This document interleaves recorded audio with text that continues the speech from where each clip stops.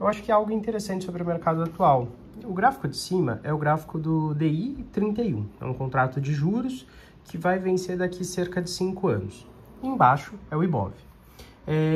Do ponto de vista prático, o contrato de DI ele negocia a taxa, então quanto mais alta a cotação, entre aspas, né, maior a taxa de juros.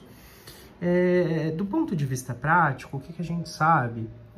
Algumas premissas interessantes. Primeiro, o mercado de juros é extremamente institucional, então normalmente ele é um mercado que tem menos ruído até do que outros mercados. E o segundo é que normalmente quanto maior a taxa de juros a longo prazo, maior a percepção, na verdade, de risco, e os ativos de risco, portanto, tendem a ter uma precificação menor.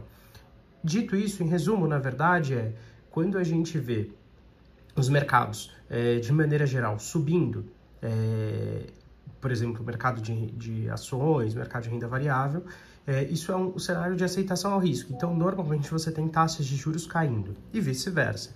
Quando as taxas de juros estão subindo, normalmente você tem um cenário de aversão ao risco e que os ativos de risco caem, como, por exemplo, o IBOV.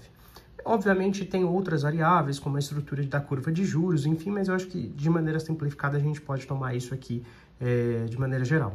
Interessante notar alguns movimentos do ponto de vista histórico. 2021, por exemplo, o DI em alta, né, a taxa de juros em alta, o mercado em baixa.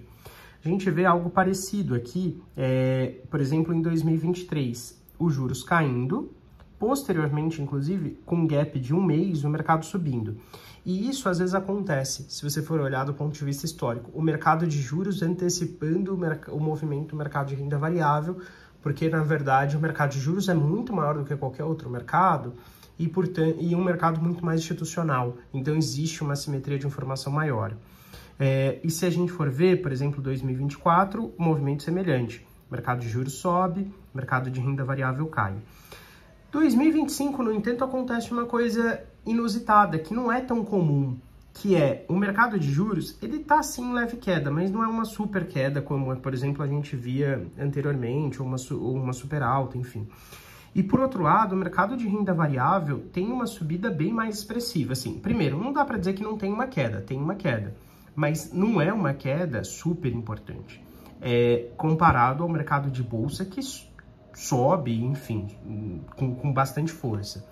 E o que justifica isso? O que justifica isso, na verdade, são as expectativas, em parte de ter um Fed que vai cortar juros nos Estados Unidos e de que, no Brasil, a gente está com uma inflação relativamente ancorada no Boletim Focus, em torno de 3,5%, 4%, com uma taxa básica de juros de 15%.